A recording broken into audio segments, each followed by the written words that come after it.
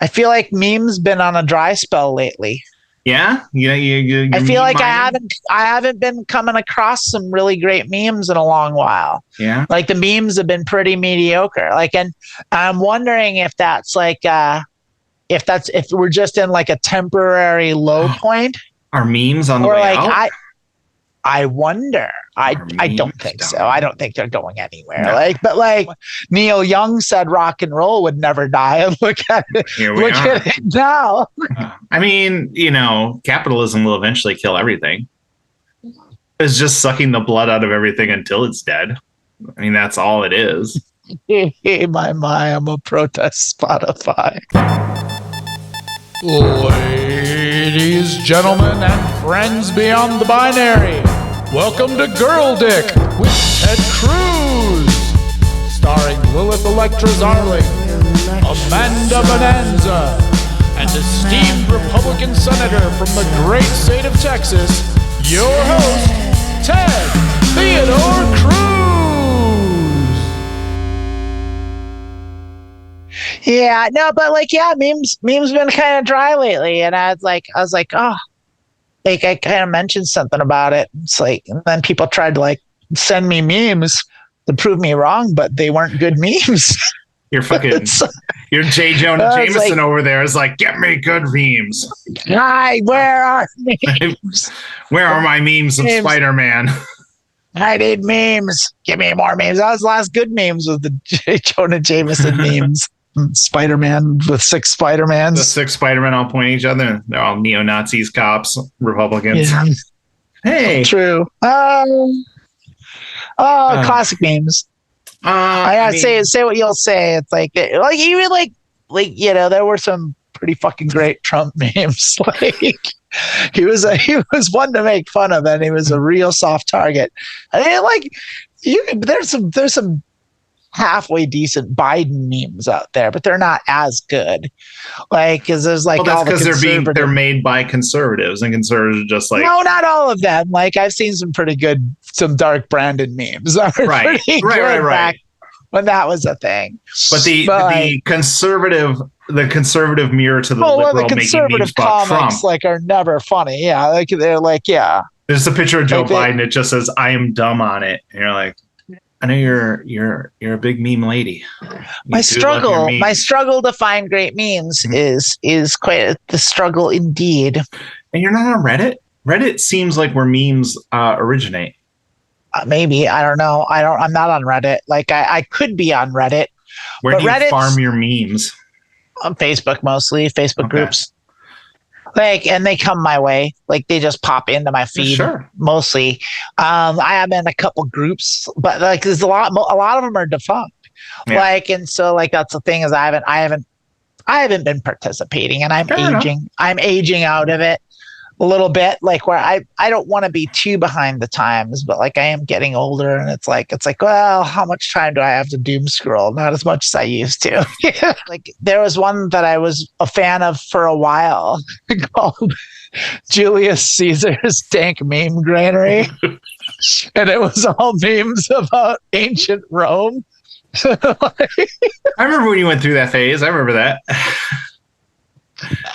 It was good stuff for a minute, but it did kind of lost its legs. And I think the last time I checked in on that meme page, it was just they were selling stuff. Of course, it was just all a shop page, but not even anything that related to that. It was just they were just selling lawn tools and stuff. It was bought out by Temu. I think I told you a few weeks ago, I made the mistake about putting snarky comments in conservative Facebook posts about Bud Light and Target. And it totally now that's the stuff they're pushing me. And so every time I log into Facebook, I just take some moments and I block all that stuff. And, you think there's a lot of stuff out there. It's it is how many times I delete or block something that's rebel sons and daughters, the Confederacy will rise, and it's you block it, and then 2 days later it's Georgia sons and daughters of the Confederacy, the South will rise. You're like, delete that one. It's just like Tennessee sons and daughters of the Confederacy, the South will rise. It's like, oh my God, there's like a never ending.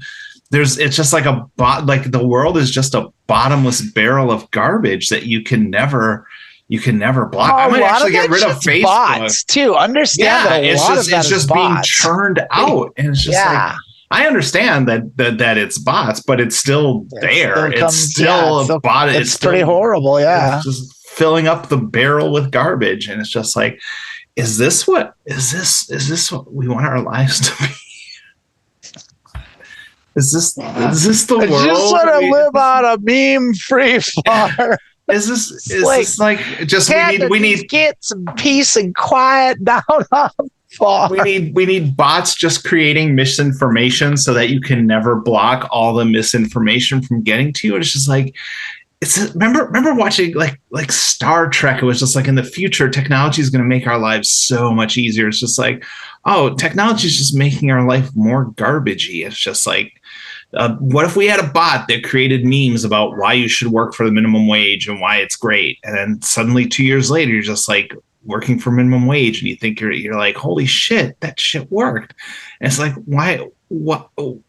To what end are we doing this? Like, we're all just here on this planet. Can't we just figure out a way for everyone to enjoy their life? And it's like, no, this many people really get to enjoy life, and then it's garbage for everyone else. Just like, can't we all just like enjoy our lives and like make the world a place for to enjoy? And like, no, that's not an option. It's like, okay, I guess not. No. Whatever. I'm Pollyanna, so I was like, man, what if we just all enjoyed, just made the world an enjoyable place to be? Like, no, that's not never gonna happen. Never gonna happen. Your life's gonna suck, but you'll have memes. It's like, you know what I gotta say about that, Lilith? No, what do you gotta say about it? The world is a vampire. Stop. One day we'll have a whole second podcast for our 90s alt rock references, but right now it's not the time. Now is not the time. We don't want to revisit the mid 90s where Billy Corgan shaved his head and ate the rest of the band. Everyone, let's all try. Is the Billy Corgan Kurt Cobain dynamic essentially the distilled Batman? You either die a hero or live long enough to see yourself become the villain. Well, I don't know about that. I mean, I think Billy Corgan like did some dumb shit, and then he kind of just faded off, and like he's not like a villain. Like Billy Corgan's just lame. Like if he would have died, not doing bad things. If he would have died after Melancholy and the Infinite Sadness came out, like he'd be or before it, he would have been remembered way differently than he is now.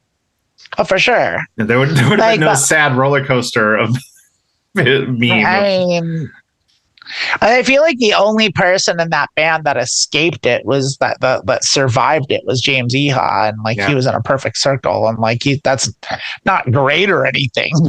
it's like Darcy started like smoking crack and is in an Illinois state prison, I think. Jimmy Chamberlain just got got addicted to something. He died. He died. Did he die? I don't think he died. Someone died because I had tickets. Their keyboard player died on the Melancholy tour. It was because he was doing heroin when the show got canceled with Jimmy Chamberlain. Yeah, I mean it's and I think Billy Corgan kicked Jimmy out of the band after that. It was a big fucking mistake because he was one of the best drummers in all of history, heroin addiction or not. It's he's the shit he did. He was a really fucking good drummer, and you just replaced him with a drum machine and then made a door, and that's not good. And then where did it go from there? Nowhere. And he did another album after that, Machines of God or something. It was no one listened to it. It's and then he did. I guess kind of I don't know. But they did Zwan. I think it was I think he owns a wrestling promotion. He is he's super into wrestling. He does a wrestling promotion, a wrestling team or something in Illinois.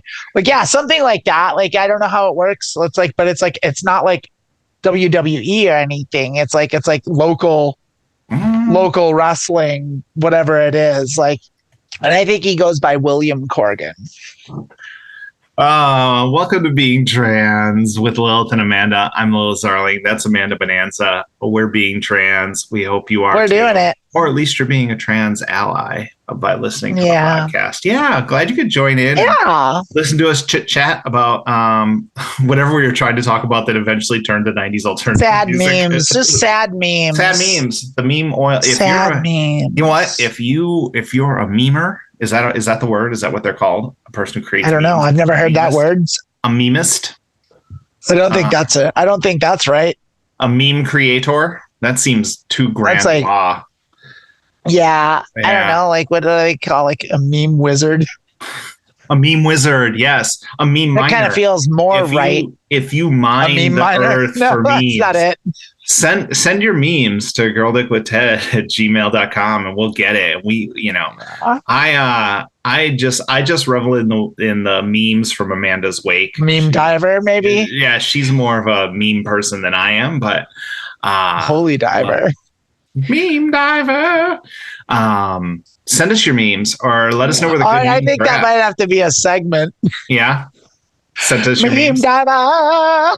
Welcome to Meme Diver. Yeah.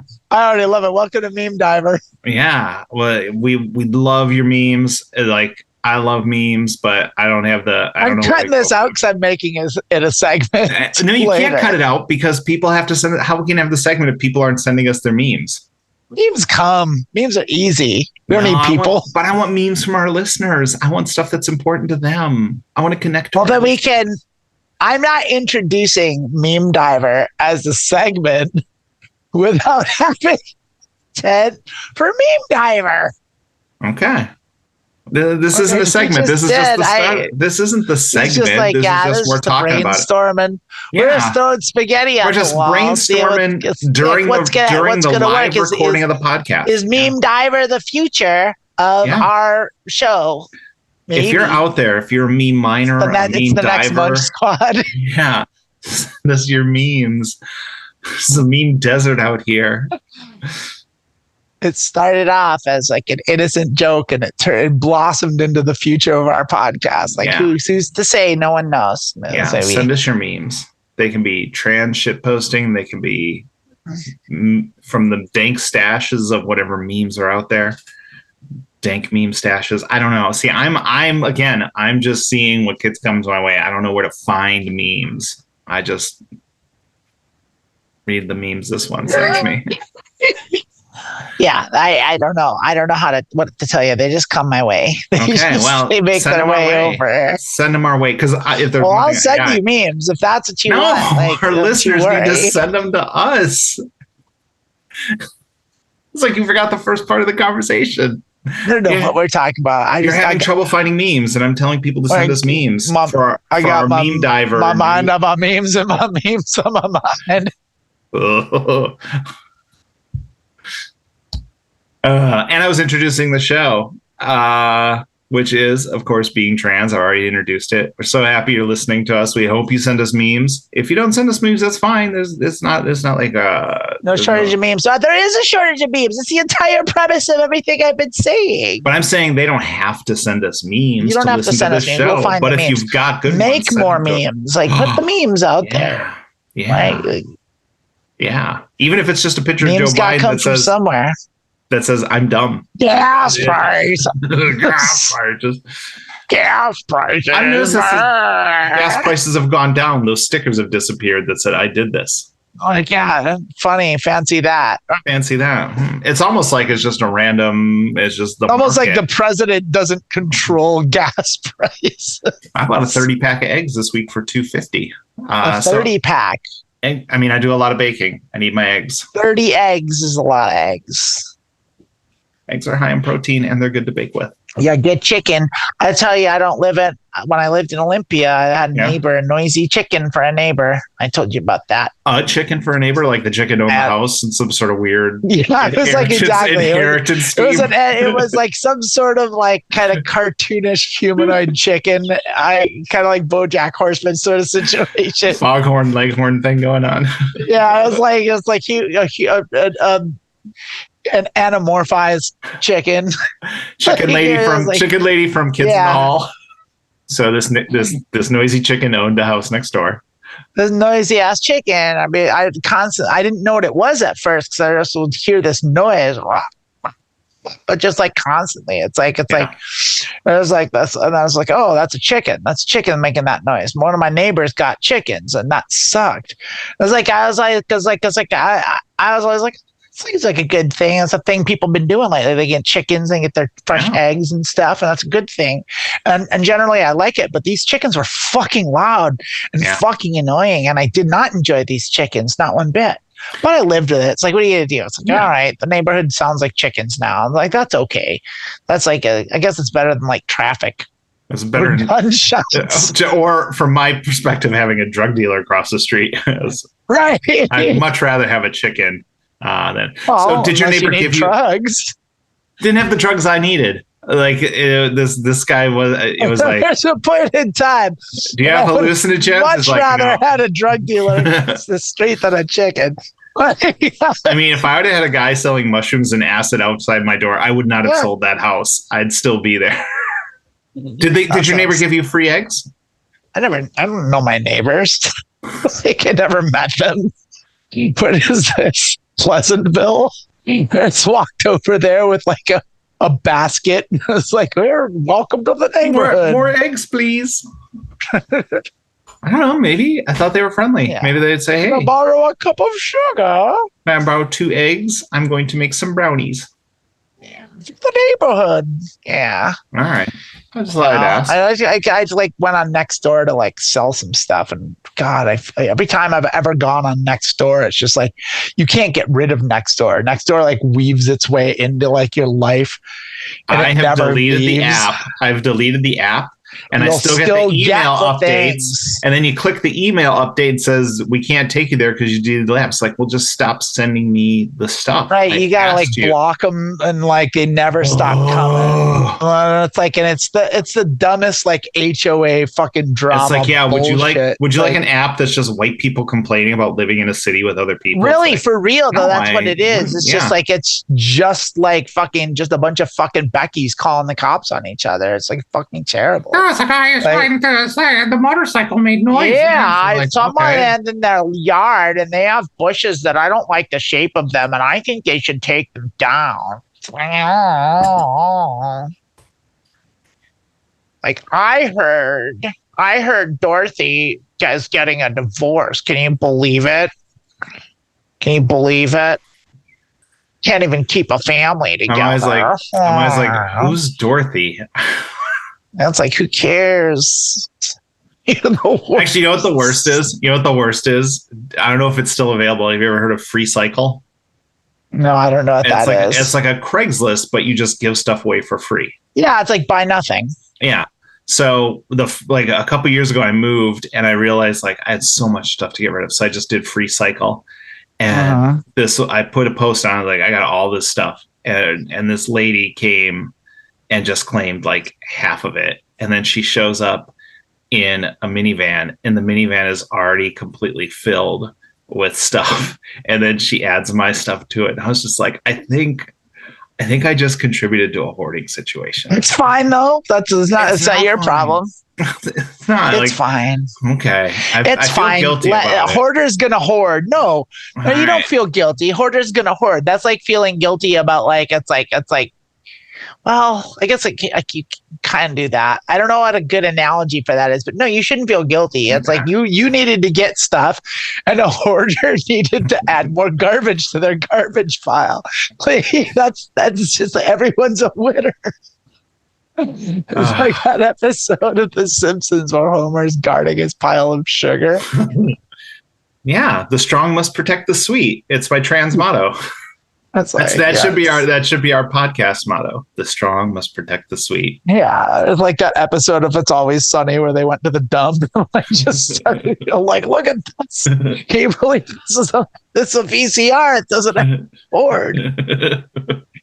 Why would someone throw this away? You ready to ask the questions? Yes. For the good people? Yeah. First question. Do you dream of yourself in the correct expression? I have always had an active dream life, and I've noticed it takes my subconscious a while to catch up with changes. For example, after moving to a new residence, even to a different state or country, I would dream of home as the last place I called home. I came out as trans in 2016, and I started my chemical transition in 2021.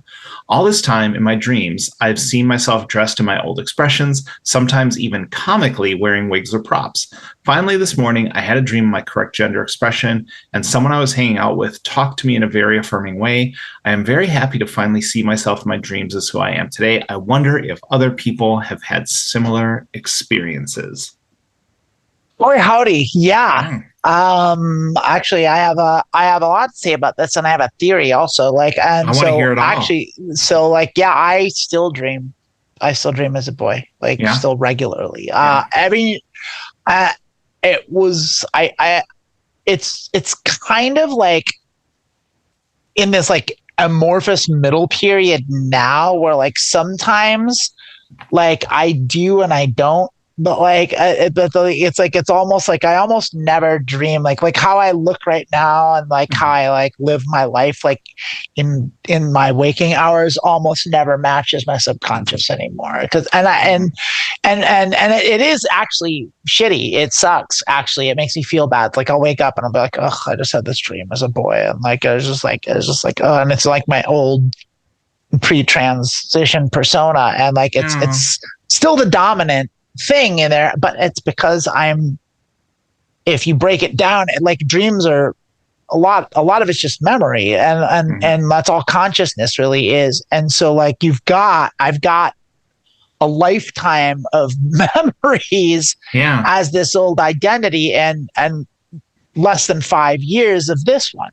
And so I understand like why that is, but that doesn't make it not suck. It actually really does get me down a lot of the times. And it's like, oh, I'm sorry. It takes me, but there's a positive side to it too, which is like, I'll have that dream and I'll be in that zone, and then I'll wake up and I'll be like, oh yeah, this is great.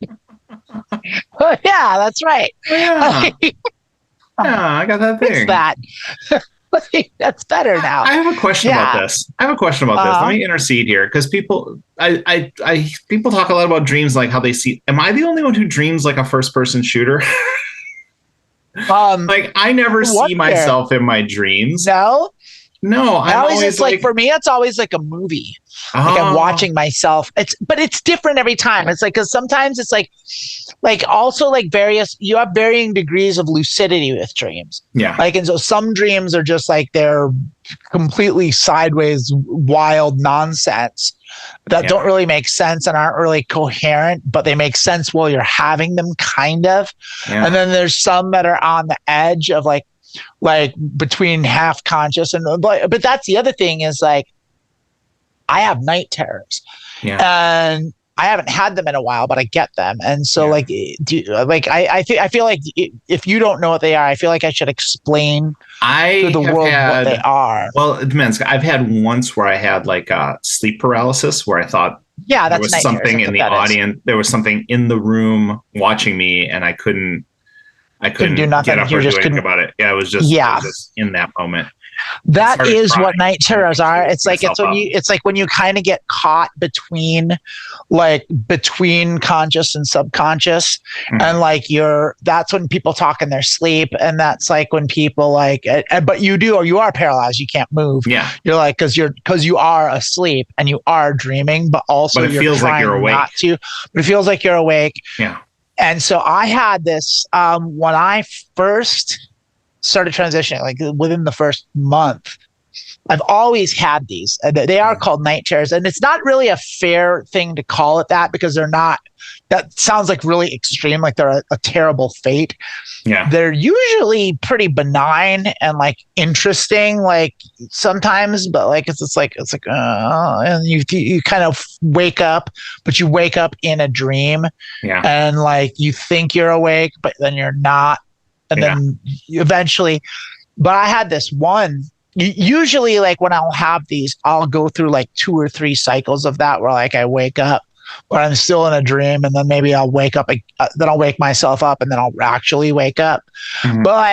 But I had this one where I just couldn't get out of the cycle, and I knew I was in it, and it was and it started getting scary because like I went like 8 or 9 times of like false wake ups, and I couldn't get out of it, and I started really freaking out.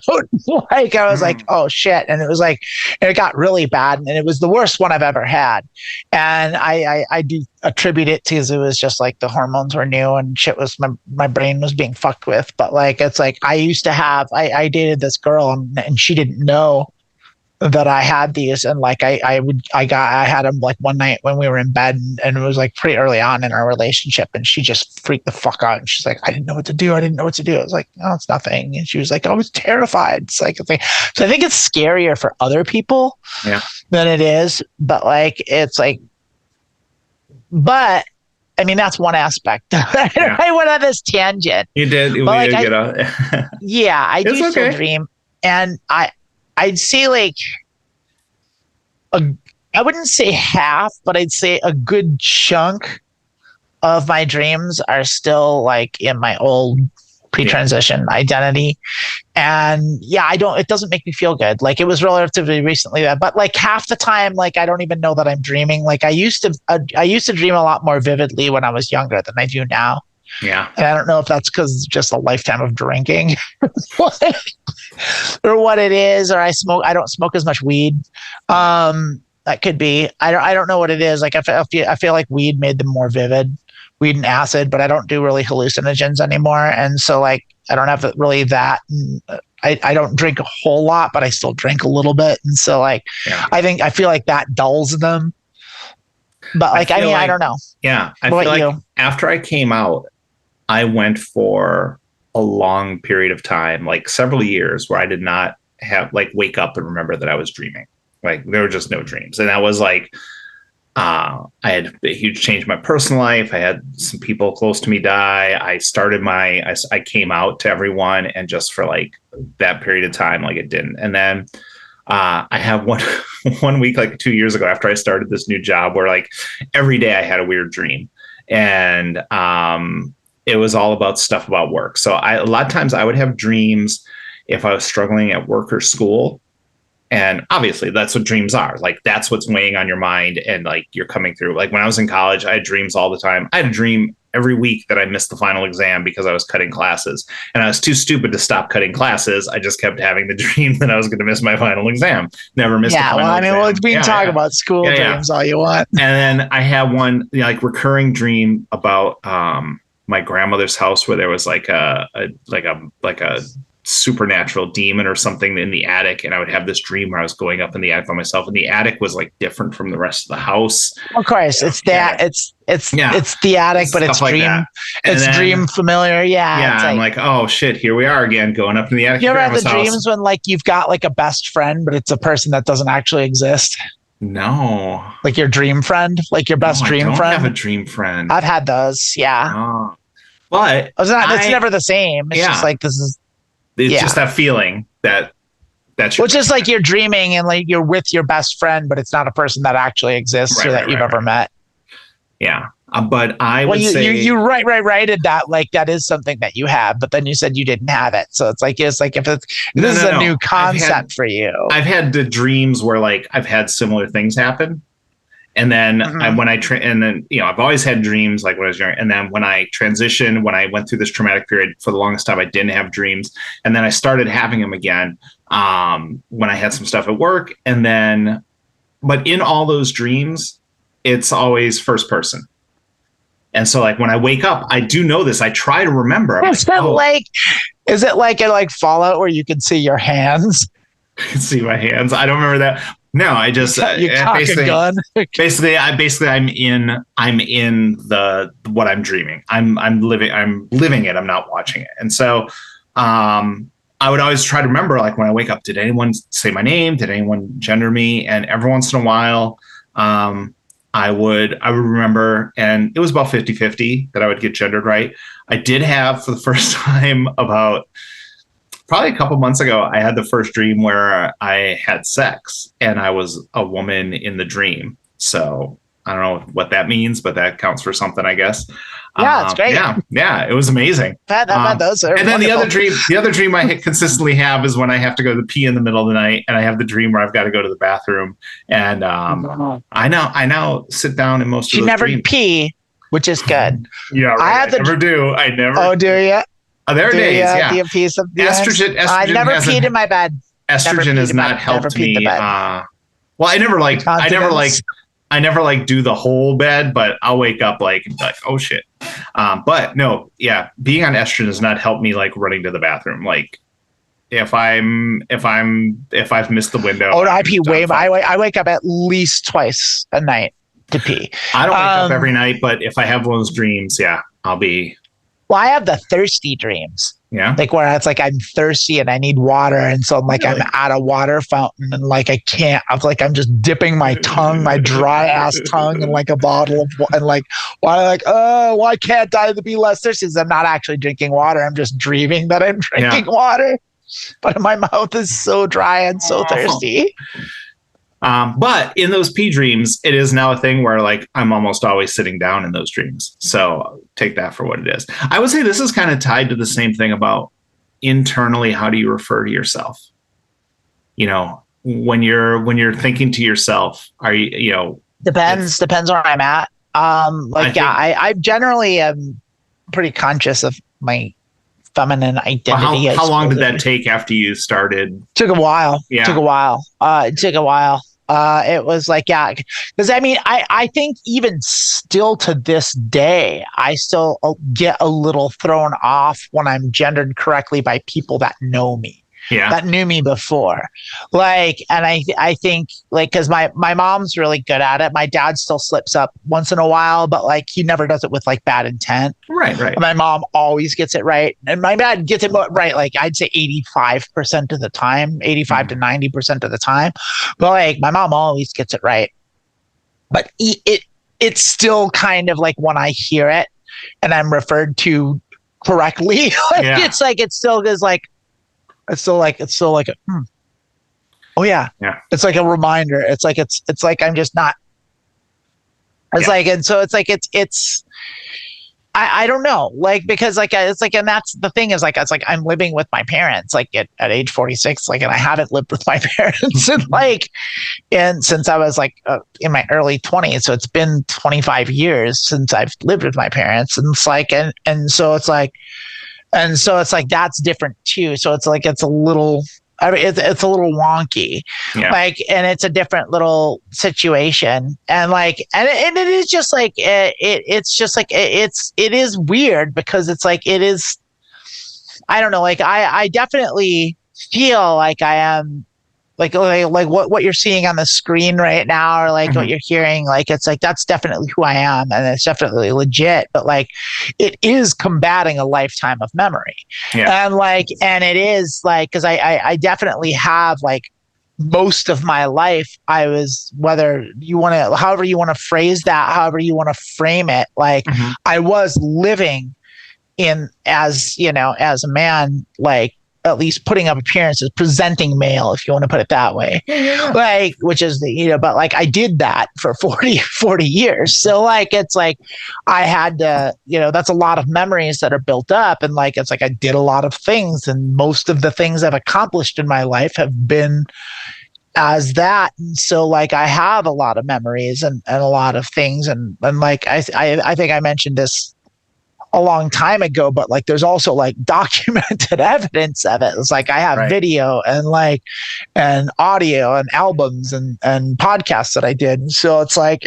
I've there's a media like evidence of it. Yeah. There's like, I've got the same thing. Yeah, exactly. And so like, it's like, so that's a little different than I think most people have too. And so it's like, it's tricky. It's a tricky thing being trans and dealing with that. I would say, like the first 6 months to a year, like it was a thing where you're just like, that's why anytime someone misgenders me, if like they just like they knew me before and they slip up, like I was like, for 6 months I did that to myself. And it was funny because you probably know, you've done this podcast, so I'm very hard on myself. So whenever I would make mistakes, I'd be like, dead name, stop being so stupid. And it got to the point where like that was the only one of my roommates was like, why are you using your old name? And I'm like, I don't know, like I guess maybe when I'm mad, that's the part of me that I'm mad at. Like, I can't be mad at Lilith. Lilith's too perfect. And then I remember the day I screwed something up and I just went, oh, stupid bitch. And I was like, right. You insulted yourself correctly. Yeah. Like, oh my God. I was mad at myself. In a weird way. It's like, I know. It's like, I remember that one too. It's like, you dumb bitch. Like, it's like, oh. Where it's a knee jerk, where it was instinctual. You didn't have to think about it. You just insulted yourself. But like, it was correctly. There. Yeah. Even like when you get insulted or you get called a bitch, like by someone that doesn't know you. And it's just like, oh. Yeah. Thank you very much. Thank you. Like, this is like that first time you get catcalled where it's like, it's still gross and horrible, but it's so affirming. I might have the grossest and most horrible thing. I was performing at a show. I was downtown Richmond where a theater was, parked the car and I'm walking and I walk past this guy and this like 6 or 7 year old kid. And the 7-year-old kid says something like, oh, hey baby, why don't you come back here? And then the older guy says, yeah, that's how you talk to him, son. I was just like, but yay. That's terrible. Yeah, that was the worst. I was like, okay. That's really bad. And then I went back and I'm like, that's not how you talk to him, son. And scarred that kid for life. I didn't do that last part. Good. That's a good thing that you didn't do that. I just let him go and think that he brought me down, but he didn't bring me down. Well, and it's just wild because it's like you get the misogynistic shit. Yeah. And it's like that it's bad, but at that early stage, it's so affirming. Yeah. it's like, oh, they're treating me like they're sexist to me. Oh. That means they see me as inferior. Oh my God.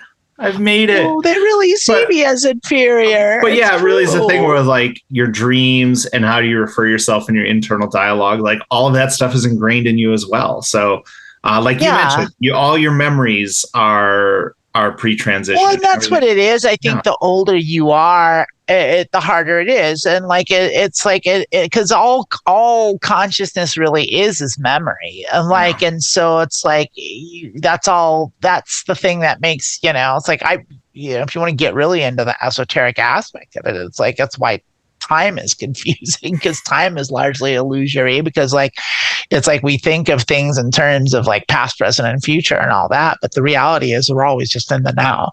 Like there is no such thing as the past or the future. It's just what you remember, like, and what you project, but like you're always here now.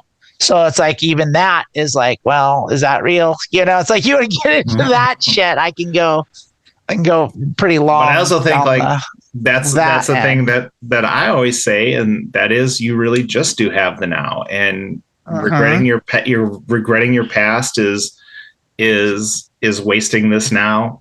Worrying about your future is wasting this moment you have now, and this moment you have now, you can make whatever it wants.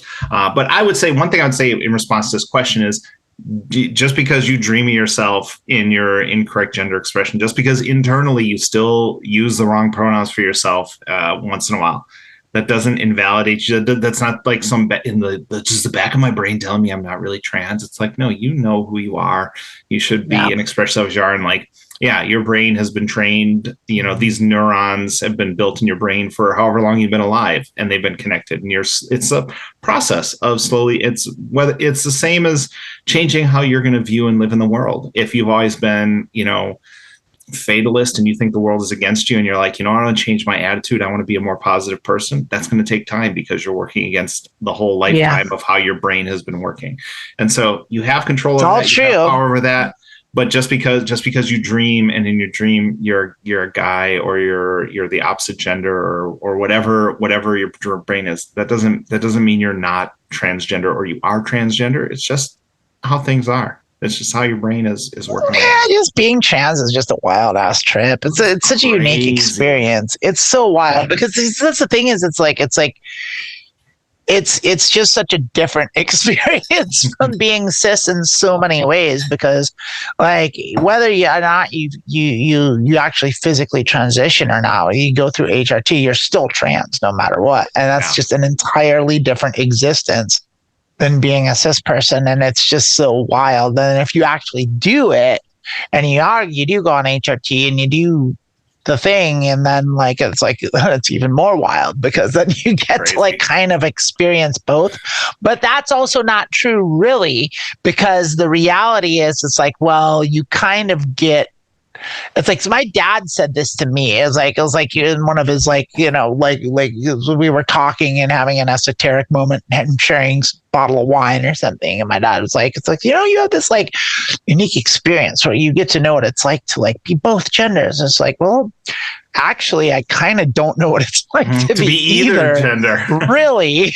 Because it's like you're getting this half of each kind of sort of thing, and it's like, and so it's like it's like really I just know what it's like to be trans, and so it's like I'm also colorblind. I have deuteranopia, and so like I don't see colors in the same way that most people do. And I was born with that. I've only seen the way that I do. Yeah. And so it's like, and people ask me like, well, what's that like? It's like, well, I don't fucking know, because it's all I know. It's like, you can't know what it's like. Like, I'll never know what it's like to be cis just as much as a cis person's never going to know what it's like to be trans. Like, and it's like, and I'll never know what it's like to not see color the way that I see color, and it's just funny you mentioned that, because I also had a conversation with a family member. My little brother was just like, when I came out, he's like, I just don't understand what that's like. And I was like, you know what? You don't have to understand what it's like. It's like everyone's experience on this planet is different. And I told him, I'm like, if someone tells me they're non-binary, I have no idea what that feels like. I have no idea what that experience is like, but I accept when someone tells me that that's who they are. And that's really what it is. It's just like, you talk about time, you talk about memory, you talk about consciousness. We don't understand so much about the world and how it works. We are all having our own experience. Like, talk about colorblind. We could look at the same thing and you're going to get a different feeling of what that picture is because of your colorblindness. We can look at the same thing and I might have a different interpretation of it because of my own past experience. Something we could see could make you happy and could make me cry because we have a different experience. We're seeing it through a different consciousness. And so, this is a larger conversation. I don't know if we have time for it, but when it comes to like all the things going on in this country right now, if everyone just would stop and realize that, hey, everyone has a different experience than me and they're allowed to experience life the way they want to, we'd get rid of a lot of problems in this world. We're never going to convince the hardcore Jesus heads of that. It's just like they don't see it that way. It's not. Yeah. Experience your life and make your interpretations and let others also do that. And it is crazy. Like, I agree with you said, like, you've done both genders. Like, actually I spent most of my life fighting against the one gender everyone thought I was. And now I feel like I'm just trying to catch up. That's the other thing about it. It's I'm like shedding. But in another way, I actually did get to do both. Like, and so that is the other end of it. So I actually do know what it does actually feel like in a way, because I did have like testosterone poisoning, if you want to call it that. But like where I like did actually like think. I definitely thought differently, and like definitely different neural pathways were connected. Like I definitely experienced emotion differently and approached problem solving differently and was conditioned differently, and so it's like, so I had a lot, like I was never like fully male, but I was more male than any cis woman will ever be, and so I got to experience a dose of it. I got to experience what it's like to have testosterone be the dominant hormone in my body. Didn't work. It sucked. It felt really uncomfortable and terrible, but it was that.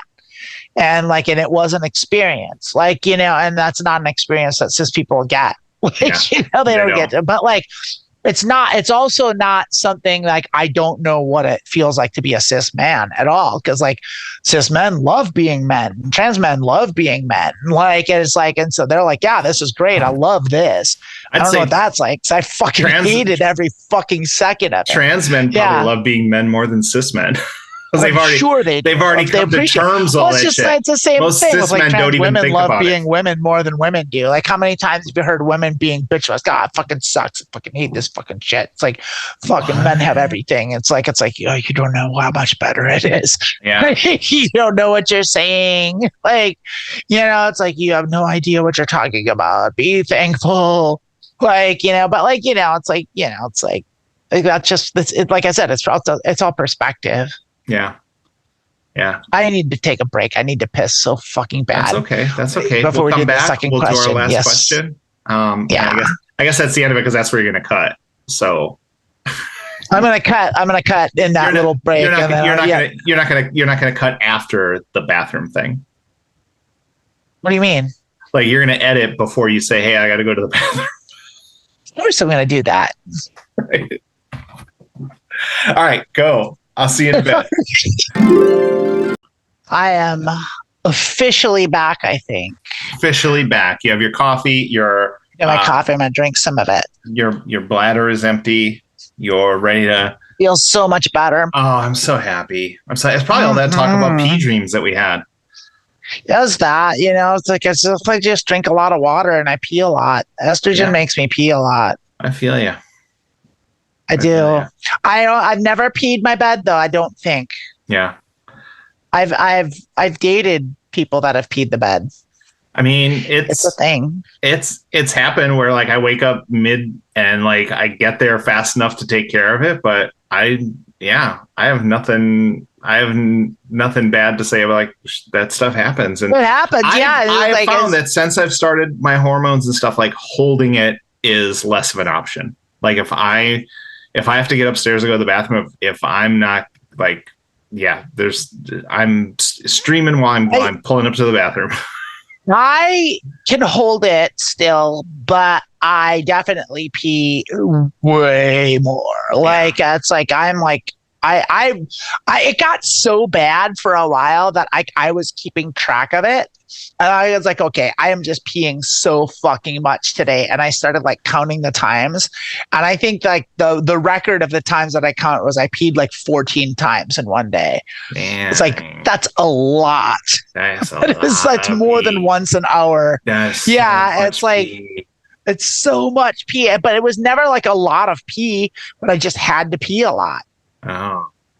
But it's like, I can't, I mean, I have to drive to LA today and like, I'm good. It's like, I'll probably have to pull off the road to pee before I get to my destination. Oh, that's a lot. Yeah. Yeah. The struggle is real. Yeah. The struggle is real. Lots of peeing as a trans femme. I wonder if trans mask people, it works the same, or if it's the opposite, where it's like all of a sudden they have to pee way less. They never have to go. Trans men never pee. Trans men don't pee. It's like white men don't jump. They're never cold either. Trans men don't pee. But yeah, that's the one thing I noticed working with trans teenagers, the trans dudes, they'd show up in December and they'd be in shorts and a t-shirt. And I'm like, oh, you're on testosterone, aren't you? Like, How'd you know? Yeah. Like, oh. Yeah. Yeah. So let's take one more question before we put a bow on this episode. What you got, babe? It's kind of we kind of joked last time about how it seems like all the trans people have like 4 questions.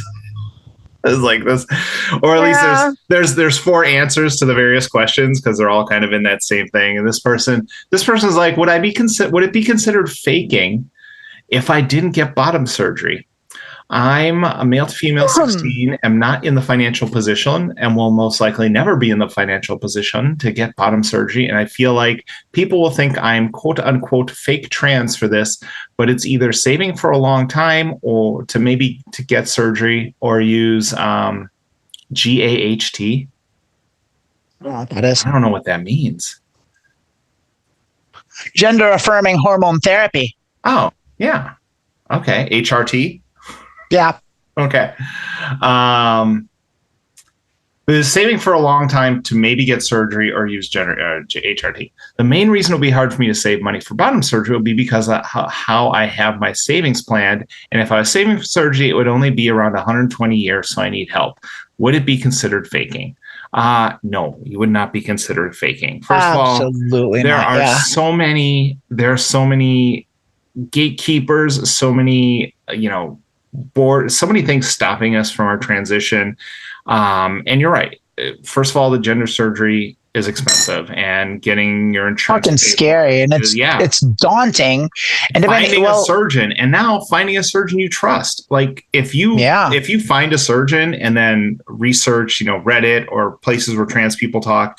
Like there was one I had a consult with, and when I started doing more research on that person, I had a friend who went to that person recommended. I cannot believe that. Then this might have been before things were really bad that my friend went to them and got their surgery. But this person hires like right-wing conservative lawyers to represent her when trans people sue her.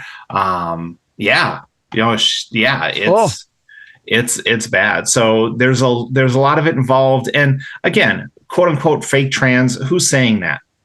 Other trans people, first of all, trans people, you need to stop telling other people they need to do X, X, and X to be trans. If someone I think that's we've touched on this. I think that's a teenage thing. I really do. I think it's like a teenage, because think about like how back it was, like how just cliquey teenager high school is. And it's like, oh, well, you're a faker, blah, blah.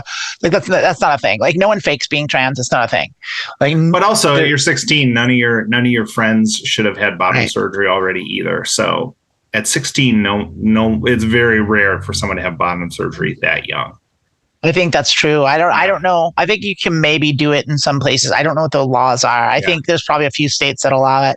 And this depends where this person is too. Yeah. I would assume that they're in the United States. But there are options and if you're in a blue state, like Washington or California or New York, you can get the state health insurance kind of will cover it. Yeah.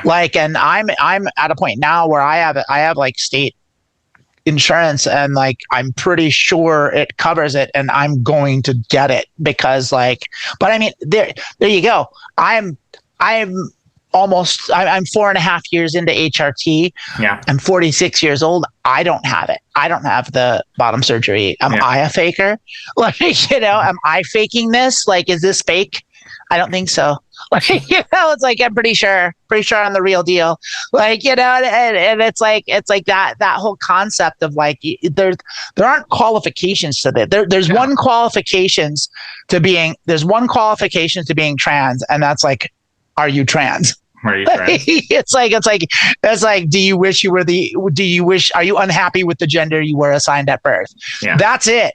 If that's the one singular qualifier, is there's the gender you were assigned at birth make you dissatisfy you. Yeah. Then that's it. That's it. I would also say it's a huge surgery, even if you can afford it. Not everyone wants to go through with that. Scary. It's a lot. And I will tell you, I'll be 100% honest. I was looking into it. I thought about it mostly because of my own safety. I'm like, oh, when, President asshole in the future demands gender inspections, it'd be great if I just had that. But honestly, I don't have a lot of dysphoria. Getting through the line at the airport. Yeah, I don't have a lot of dysphoria around my genitals.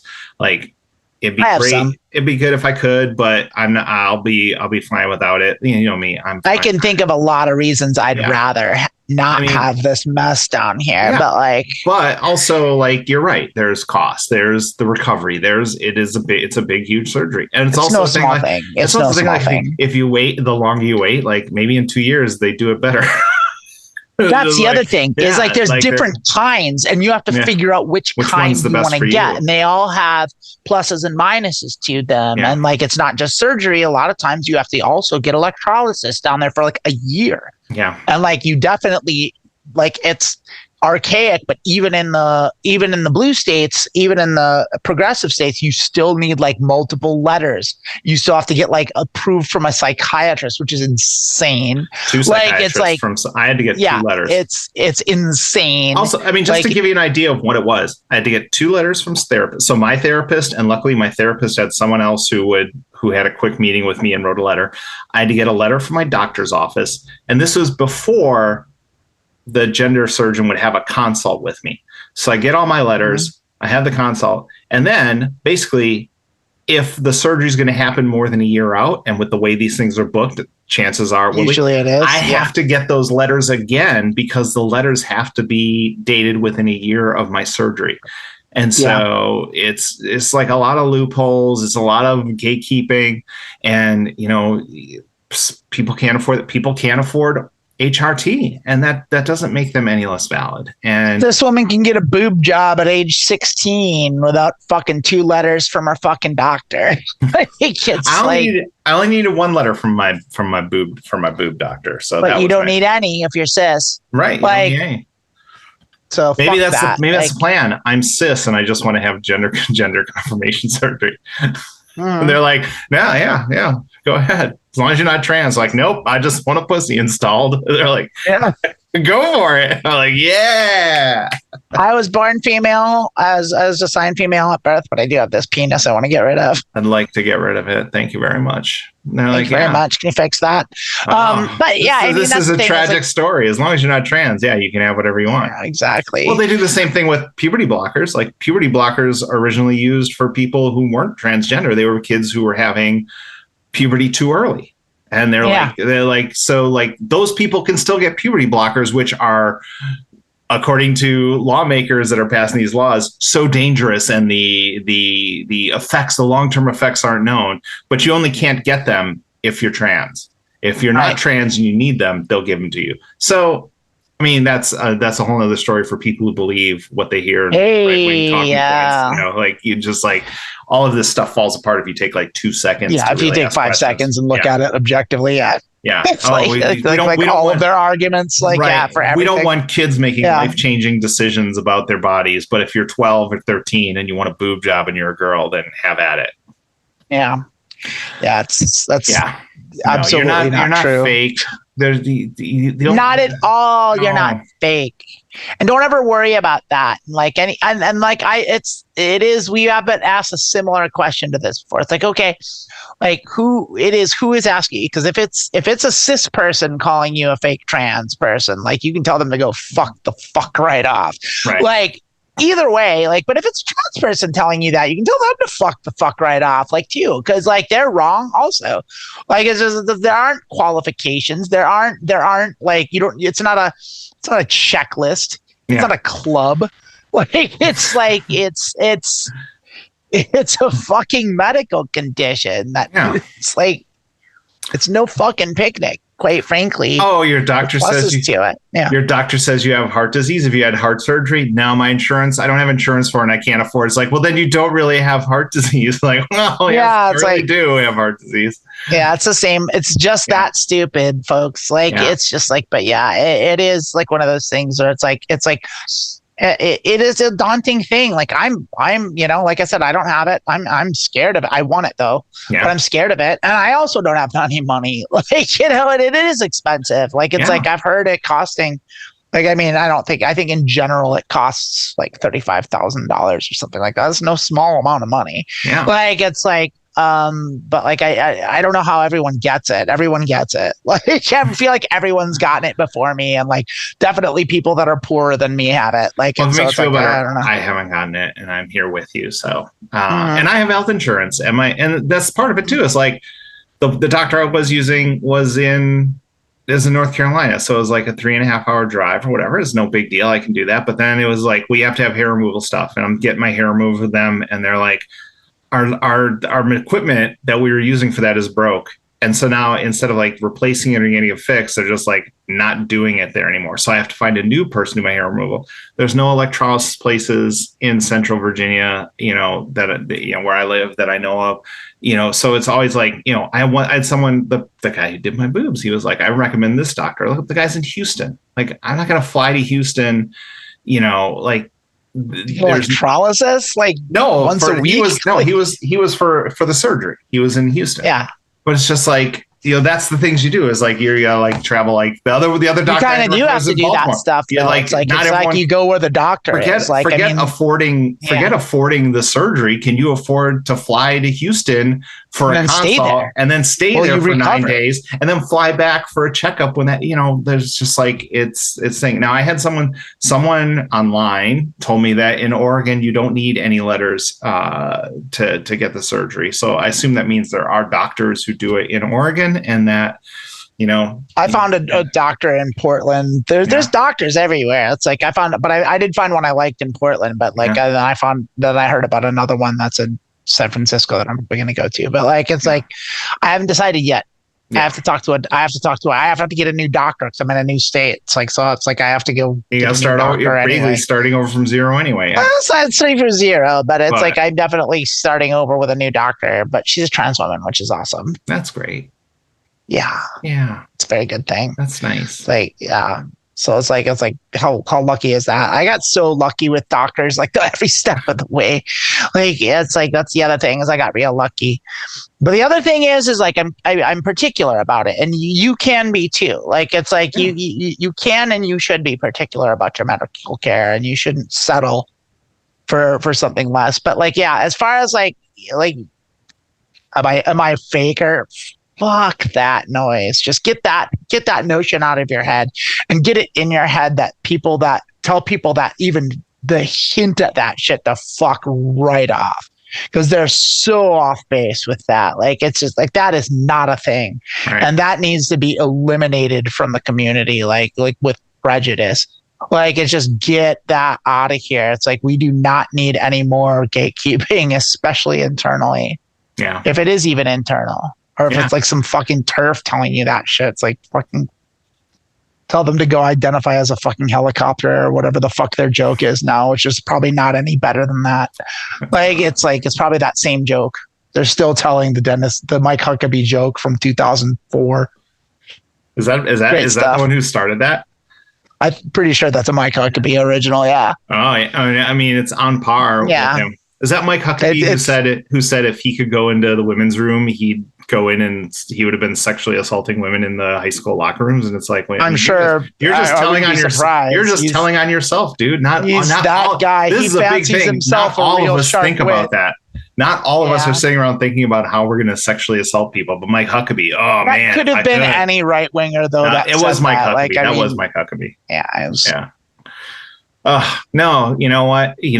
There are gatekeepers, there are cost things. Like, you have to figure out how you can best proceed within your budget and within your own life. And also, you're 16 and you're 16 and you're talking about this plan where you can only save 100. You don't know what the future holds with what jobs you have. And insurance covers it. I've seen plenty of people do GoFundMes, like stuff like that. Like, you can have a Patreon, if you want to do it, start an OnlyFans. Yeah. It's like, plenty of people I know do OnlyFans and make a good chunk of money doing that. I'm not going to recommend that to a 16-year-old. I'm not recommending it. I'm saying it's an option.